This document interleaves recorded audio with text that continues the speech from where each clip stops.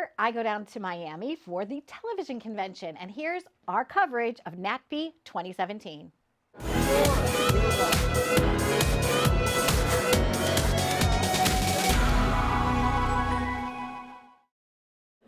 With us now is Deborah Norville, and I was inspired by something that I read that she'd posted on LinkedIn, and I wanted to have her included in our Women in Media here at NATPE 2017.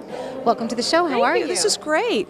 It's funny that LinkedIn thing, they were doing a whole episode or whatever they do on LinkedIn. They were doing a whole feature on mentoring, and all of these people were talking about this person who mentored them and that person who mentored them. I'm just like, I didn't have a mentor.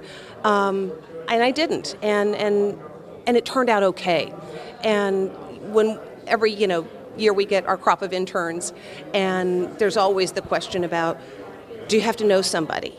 How do you get ahead if you don't have somebody who's advocating for you? I'm like, well, the best advocate you'll ever have in life, whether it's in television or anything else, is yourself.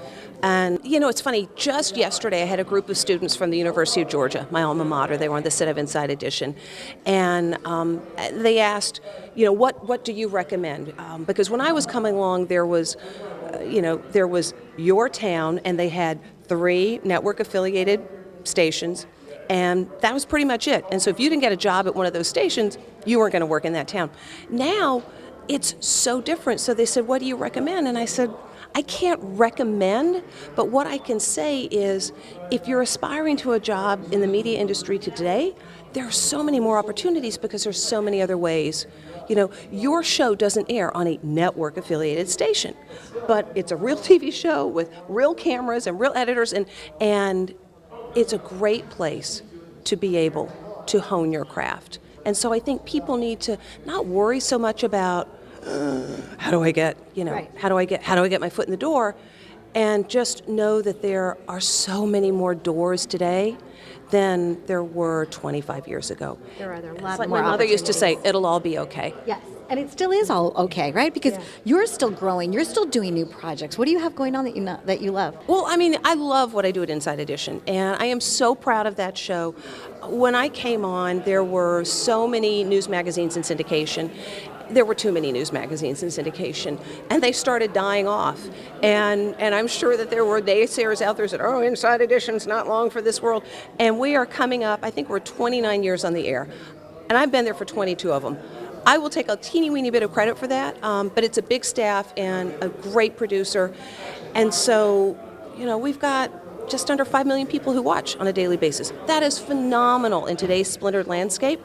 But the great thing about today's splintered landscape is because there are all these opportunities, there are all these other venues, you can now go and stick your toe in. So I keep my day job, but just this past week we announced that my producing partner Scott Sternberg and I are doing a show called Exposed with Deborah Norville. It'll air on the Reels channel, which is all about celebrity and Hollywood, and we're looking at the intersection of crime and celebrity. And so we're taking some of those big stories that you thought you knew all about and really dive into them. For example, the Bill Cosby case, which is far from being resolved. The judge in the case has said he would like to go to trial before June, if not sooner. And we have been talking with some of the people who are among the over 50 women who have accused him of inappropriate behavior, sexual assault in most cases, and it is absolutely jaw-dropping. You thought you knew the MO, you don't. And that's what you'll learn on Exposed. Whatever story we focus on, you will learn something about something that you thought you knew everything. And is that what fills you up and lights you up in life, is being able to use your talent to make a difference in the community and enrich their lives at the end of the day? Well, I don't know that this show's going to enrich anybody's lives. There are other things I do that I think that might accomplish that. I write a lot of books. I wrote a book on gratitude called Thank You Power. It was a New York Times bestseller. It was a bestseller in Korea. It was published in 14 different languages. I have gotten emails from people who speak languages that I don't understand. I copy and paste, I put it in my translator. And the message that these people say is thank you. Thank you for showing me how gratitude can be a tool for me to live a fuller and better life. But in terms of television, you bet. It is, I get up every day And I am jazzed, whether I'm going to Inside Edition and working on that, or whether I'm starting my day doing interviews for Exposed and then going to Inside Edition because I wear multiple hats in the same day, or whether it's doing a mommy thing, with my 3 kids and my husband of 29 years.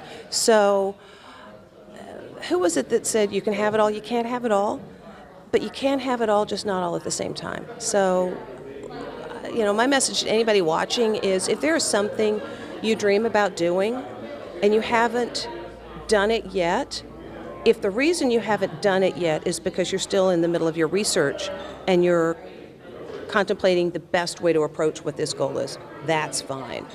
But if you haven't done it yet because you haven't moved in that direction, then get off your butt and get going. And the research that I shared in Thank You Power shows that when you focus on gratitude, you have excited the same part of your brain that's responsible for strategic thinking, for reasoning and logic, and you will be able to answer problems better when you're in a state of gratitude.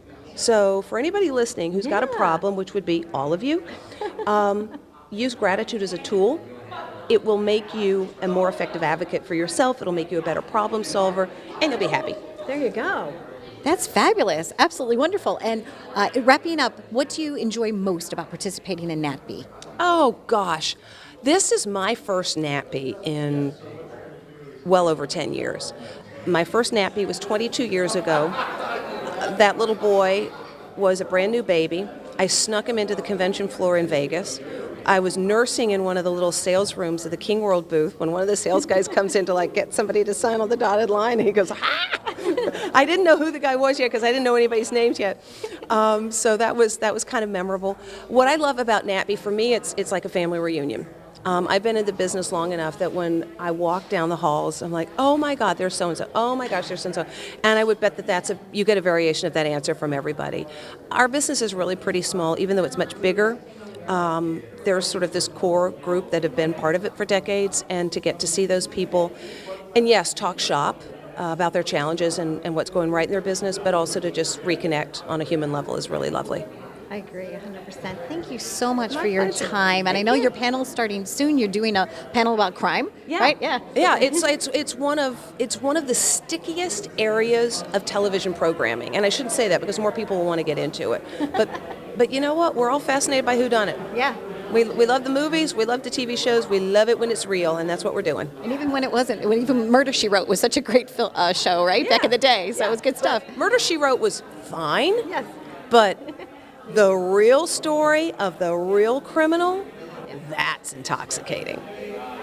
And on that, stay tuned for more. Check out Exposed. Thanks for watching. Live it up.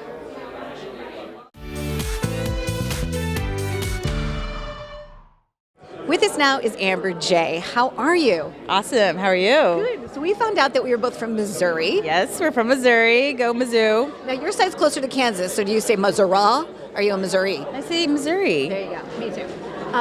You are known for all of your social media greatness, but can we talk a little bit about your career? So from your days at Mizzou, and I had asked you earlier, how did you get your start? And you said you gave yourself your start. Let's talk about that. Well, so I was at Mizzou. I was in theater with John Hamm and went to Chicago. We used to stock Steve Carell at Second City. And then I came up through Second City and Improv Olympic in Chicago and was a performer. And then I went to LA as a performer. And I kind of had this aha moment where I didn't want my future to be in someone else's hands. So I became a producer.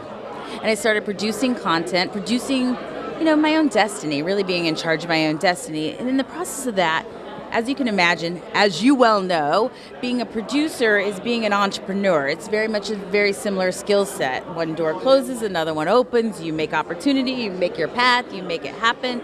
You set the goal and you achieve your goal. And so it was a natural progression for me to become an entrepreneur. And I started in '99. With an original online portal, back when portals were a thing, right? And we were on dial-up, right? It was AOL, bing bong, and So it was really hard to deliver content. But we started, our first show was called Pop Girl. It was girls around the globe sending in their videotapes of them singing and dancing. On VHS. And America voting on it. I mean, we were kind of onto something, but a moment ahead of our time. But that kind of set me on the path of like, oh, I don't need to follow step A, B, or C to achieve my goal. And in fact, NATPE, that we're at today, was one of the key pieces in that. When I moved to LA, I met a woman who gave me a job supporting NATPE 20 years ago in Vegas. And so I got to see different people's experiences and kind of create my own path. And, I credit NATPE also with access. So for me, even though I had gotten some great interviews with, different key celebrities, it was at NATPE that I got to interview Jay Leno. And I cried. I cried a lot, like happy tears. It is about putting yourself out there, and I think showing up is half the job, the trick, right? Show up and have a vision and meet people and let the universe come to you. I also think you're very other-centered, and that's one of the phrases I like to use a lot. And that's when a person really does care about delivering on somebody else's expectations. They're not a taker, they're a giver, and you're very much a giver. And let's talk about this brand new multi-channel network kind of thing that you got going on through YouTube. I know it's a couple of years old, but now it's really hitting its stride. What is it? Well, so we're actually just a little over a year old. Okay. We were in stealth mode a year before that. But, so multi-channel networks aren't new in this YouTube space. It kind of came out of necessity where, if you think about it, we all come together, all boats rise, right? That's the whole idea of a multi-channel network. You have a channel, you have a channel, I have a channel. Together we come together, we get higher ad rates, we get more leverage at YouTube, we collaborate, we share audiences, we do branding, like all that comes together. So one of the fastest growing yet underserved markets on YouTube is nonprofits. So every nonprofit, or a lot of nonprofits, are on YouTube. There's 1.8 million nonprofits in the United States. Wow. And there are a lot that are on YouTube, and they use it as a repository, right? It's a place to host your video and have a library of content that you don't have to pay for. But here's the like aha moment that I share is, YouTube is the second largest search engine, owned by Google, which is the #1 search engine. So why not leverage the content you've already created and or already creating to do your marketing work for you? So that when people are looking for, I just got diagnosed with cancer, what do I do? I want to give blood, where do I go? Or I want to donate to save the planet, that your video, your cause, your mission shows up first. I mean, it's just like, what do you do when you're searching for something? I Google it. Yep. Right? I mean, that's just what we do today. So you better be showing up or you kind of don't exist. Certainly not in the millennial or Gen Z world. And you're right. And a lot of nonprofits don't even realize that they need to market themselves. And so what you're doing is you've created a platform, basically. How does it work? So we are a B2B, right? So even though Good Amplified definitely has a brand in the marketplace and will over time become a direct-to-consumer brand, really our job right now is, our entire mission is to do good at scale. So our job right now is to bring nonprofits into the network. We optimize up to 100 videos for them. And basically, we're their customer service. We help them navigate the world of YouTube. We give them a content strategy. And that may be it. They may come, they may go, we may do a campaign with them. We may bring them into things. Because we were at South by Southwest last year. Everybody who's in our network was at South by Southwest with us. No cost. So they were just there, So, and exposing them to that next generation of donor, volunteer, or advocate. But really, the goal is to train these organizations, these causes, these movements to be better at leveraging YouTube so that we can do good at scale. The more who know how to do it, the more we can grow audiences. And it's just like television, right? When you own your audience as a content creator, I just saw Anthony Zucker here, right? Like he owns his audience. The more power you have in with brands, in your fundraising, because you're not starting from scratch every time. You don't have to buy your audience or rent an audience. You own your audience. You have this ongoing relationship with them. And what cooler and funner way than through storytelling, through content. One of the things you mentioned to me too, back in the green room, actually we were in another green room, but we're on the other side of the green room, was the fact that people are becoming more socially aware of different things, and even mainstream television shows. Let's talk about a couple of success stories that you've witnessed through that. Well, so one of the things that we are here certainly proselytizing with our friends in television and on any platform is here. The most effective form of marketing is storytelling, and we're making TV shows, or we're making digital shows, and usually there is some sort of lesson to be learned or cause to support, right? Whether that is mental health, maybe it's one that we were talking about is, and I think it was UCLA does this. They have a very much a big presence in media, but I think it was a CSI episode. It was about rape kits and how there are millions, at least hundreds of thousands of rape kits that don't get processed every year. And you can donate, I think it's $10 or $20 to process a rape kit. And I think A, there's this awareness, and B, it was this compelling story, and C, here was an action that then I moved in the moment. I would like to do something, and so telling me what I can do. And I think that's the piece that we're really trying to fill, is that, okay, here's this amazing story. I'm compelled into action. Now what do I do? And making sure there's a to-do, a call to action. And so Good Amplified is really marrying people and causes and bringing awareness to it all. Even today, I was moved to tears because Nancy was talking, and she was talking about A&E, and they're bringing back the movie Beaches. They're redoing Beaches. Oh, I know. Oh. I'm so excited, right? I am too.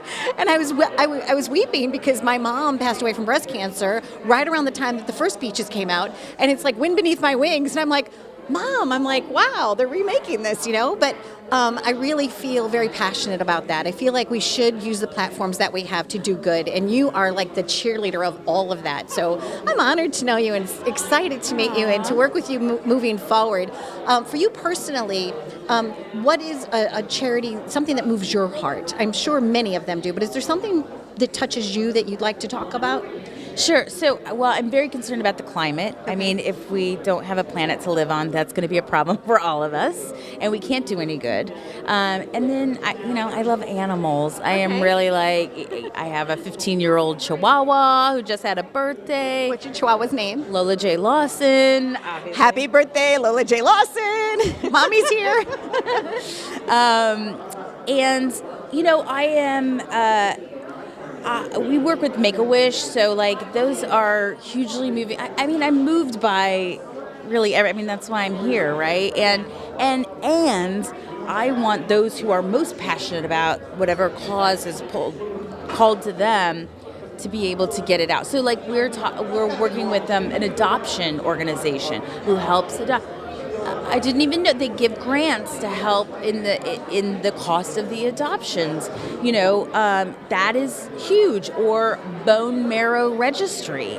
Wow. These are huge things that I didn't know about. They just haven't crossed my life path yet.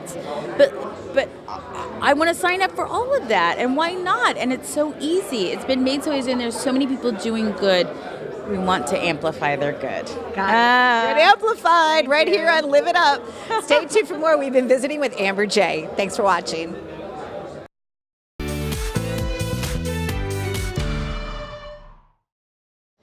With us now is Sarah Kozak, and she likes to be called Kaz, and let's find out why. How are you today? I'm very well. I am really digging being in Miami after a long, cruel New York winter. Yes. Not as bad as the blizzards, though, that we've had, right? Not as bad at all. Actually, I've only snubbled show once, and that took me half an hour, so that's nothing How did you get your nickname? Well, it was pretty easy, actually. I worked at the BBC for many years, and you cannot imagine how many Sarahs there are working in the media. I reckon if you did a survey, you would find that there are more Sarahs than any other name. So it was really easy. I mean, I like my name anyway. It was great to be Cos. People just automatically called me Cos. You started out in the industry doing a variety of things. Can you talk to us about how you started? Because where you are now is pretty grand, but I know you didn't start there. So I didn't. Okay. And I'm very proud to have started truly on the bottom rung of the ladder. In fact, I had to kind of climb onto that bottom rung a little bit. I got in on the bottom rung.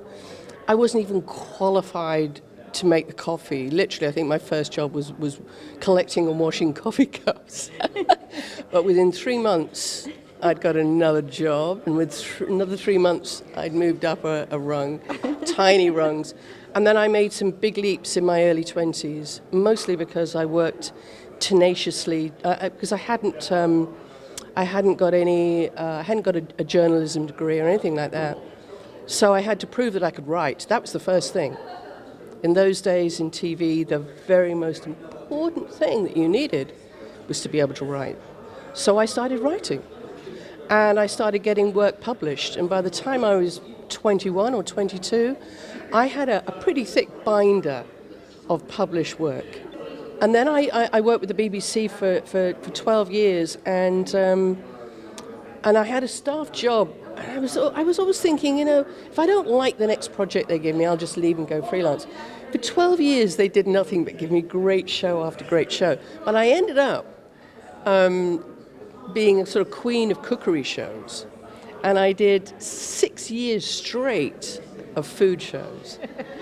And I loved it, and it was great. But I came to a point in early 2002, where I just launched a series called Saturday Kitchen, which was very, very big in the UK. And it was 40 episodes. And I went to see my boss, and I said, if I have to read another script about bloody tomatoes and what to do with them in season, I said, I'm going mad.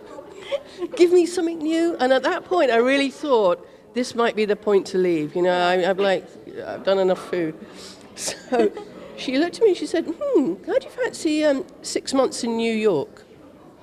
I said, that sounds cool. She said, well, look, we have set up a production arm of the BBC in New York, and we're going to make shows for TLC, a network I had never heard of. And we're starting off with What Not to Wear, which was a big show in the UK. I enjoyed it. Yeah, I liked it too. And of course, at the time in the interview, I said, I love that show, and I've never watched it, But I did watch it a lot. I came out to the States in September 2002, and we'd set up this great production arm. We're very independent in New York. And we dived into making the first 10 episodes of the show with American hosts, the wonderful Stacey London. I was there on the night she was auditioned, and I'll never forget her total excitement. She wanted that job so bad.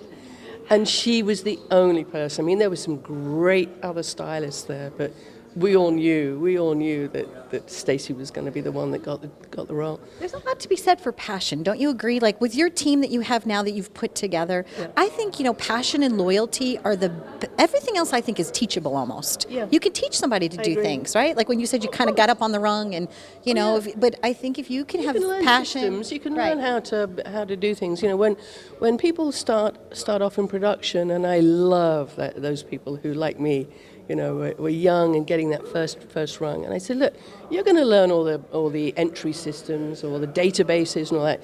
You're smart, you'll learn them in a moment. But TV and the process of making TV and making shows, I always say that is something you have to love. You have to talk. When you come in the morning, I don't care what you've been doing the night before, providing at some point you are watching TV. And you come in and you say, I saw this great show. Ideally, of course, it was an ID or an AHC show, but I also want them to be watching TLC and Discovery Channel, Animal Planet, and all the other great cable networks, ours and others, and say, I watched something that was great. Or be watching drama, because you'll learn so much from drama. When a show does well, it's not just a production success or a development success, it's a success for all of us. I feel the same way about my team. We call it the Live It Up family. Yeah. And I always call it, they'll say, oh, your show. I'm like, no, it's not my show. It's our show. It's our show. Yeah. We take pride in what we do, and it's fun, and we look forward to it every day. And it really makes life enriching. And what are some of the favorite things that you have produced recently? Some of your favorite shows that you've loved? Well, I'm very, very excited about a new series with Rod Demery. Murder Chose Me. Murder Calls is another favorite. I mean, it's scary. It's scary. It's made me jump out of my seat once or twice. Obviously, I'm thrilled about OJ, which has just ended, our six-parter, last night. That was some terrific storytelling. It's been a hell of a year making that.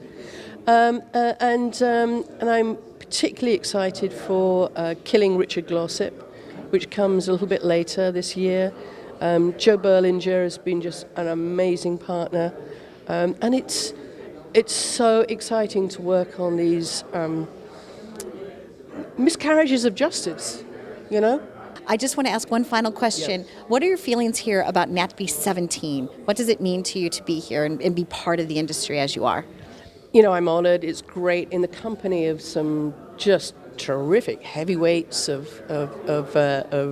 TV, and it's a wonderful global event. So, and of course, I feel I'm a European, and I've lived here for all these years. I feel I do understand Europe and its needs, the world's needs. Discovery is a global company, so this is a great place, and there's so much going on, so much. I always have believed, of course, content is king, and we've got amazing content makers here, so, yep. Thank you. I really thank you for this visit. It was so much fun. welcome. And every time I have a birthday, I'll be thinking about you, and I'll be like, happy birthday Vice to you, versa. too. Maybe someday we'll have cake together. So stay tuned for more on Live It Up. This was our visit with Sarah Kozak. Thanks so much. Thank you so much. What a pleasure. It was great. Oh, I so enjoyed.